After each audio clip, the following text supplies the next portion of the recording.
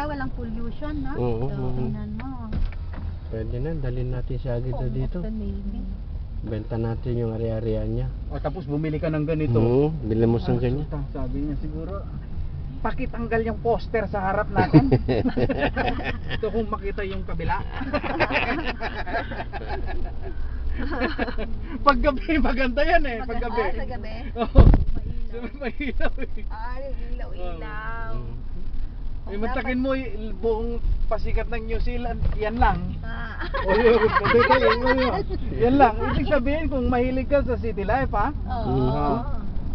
Pero hindi yan ang New Zealand eh. Yung kung saan natin Nature siya. bukas eh. New Yung New Zealand, yung Gisborne na walang nagtitinda ng cake. Oo. Na puro baka at tupang Tupa. makikita.